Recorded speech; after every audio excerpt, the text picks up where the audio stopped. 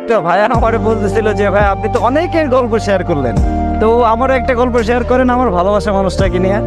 ভাই আমার বলতেছিল ভাই আমি যে মানুষটাকে ভালোবাসি ভাই বিশ্বাস করেন আমি বলে শেষ করতে পারবো না যে ওই মানুষটা আমার জন্য কি করছে জীবনে, এত স্যাক্রিফাইস এত কিছু। আসলে আমি নিজে অনেক সময় অবাক হয়ে যাই যে এই কি আসলে কেউ আমার ভালোবাসে নাকি এর থেকে অনেক বেশি কিছু। শুধু ভালোবাসার জন্য মানুষ এত কিছু কিভাবে করতে পারে? আমি কখনো তো ভাই এই জিনিসগুলোর জন্য করতে পারলাম না।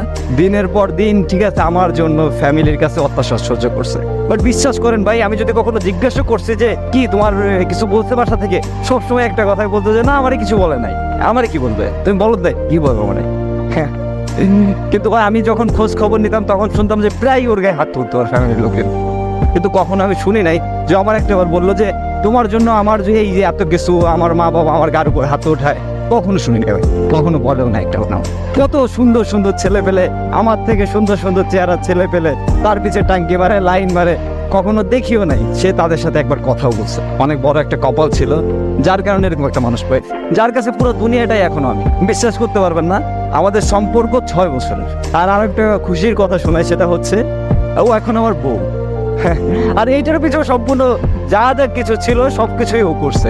আমি যখন ওদের ফ্যামিলিতে ঠিক আছে জানাই যে আমি বিয়ে করতে চাই, তখন আমার চাকরি ছিল না, তখন ওর মা বাবা ডিরেক্ট বলে যে না বিয়ে দিতে পারবো না। তখন ও সবার সামনে একটা কথা বলছিল আমার এখনো পরিপূর্ণভাবে মনে আছে, আমি ওর সাথে চলে যাবো, ও আমাকে যদি রাস্তায় নিয়ে রাখে তাতেও আমি থাকবো, তোমাদের যদি ভালো লাগে তোমরা আমাকে দিতে পারো, আর যদি না দাও আমি নিজে চলে যাবো, আমাকে আটকাতে পারবো না। তো তখন কথাটা শুই না মানে এতটা ভালো লাগছিল আমার, আমি আসলে বলে বোঝাতে পারবো না যে এত ভালোবাসতে পারে কেউ। তখন ওর ফ্যামিলি ওর গার উপর হাত উঠায়, হাত উঠানোর পরে আমি ওনাদের অনেক রিকোয়েস্ট করি, তারপর ওটা শুনে নাই। ও তখন আমার হাতটা ধরে সবার সামনে বলতেছে চল।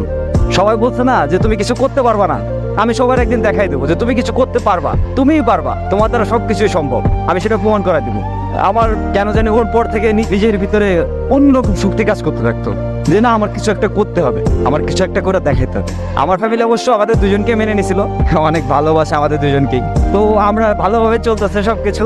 আমার ওই যে জেদটা যে আমার বউ বলছিল যে না তোমার কিছু একটা করে দেখাতে হবে আর তুমি পারবা, সেই জেদে আজকে আমি অনেক ভালো কিছু হয়ে গেছে জীবনে। একটা জিনিস কি জানেন, খুশি থাকার জন্য টাকা পয়সার দরকার হয় না। টাকা পয়সা আজ আছে কাল না, টাকা পয়সা আজকে নাই তো কাল আসবে, আসবে কিন্তু এমন একটা মানুষ দরকার, এমন একটা ভালোবাসার মানুষ দরকার যে মানুষটা আপনার শেষটা অবধি আপনার পাশে থাকবে, আপনার কাছে থাকবে, আপনাকে ভালোবাসে আপনার হাতটা শক্ত করে জড়াতে রাখবে। মানে যেমনই পরিস্থিতি হোক যেমন অবস্থা হোক, সে মানুষটা সবসময় আপনাকে বলবে যে আরে আসি তো আমি, তুমি টেনশন করতেছো কেন, আমি আসি না, তুমি ভয় পাও কেন, আমি কি চলে যাইতেছি, তুমি এত কিছু করতেছো তো শুধু আমার জন্য, তাহলে আমি যদি এতটুকু এই সামান্যতেই যদি থাকতে পারি তোমার কাছে, তাহলে তুমি কেন থাকতে পারবে না, তাই না?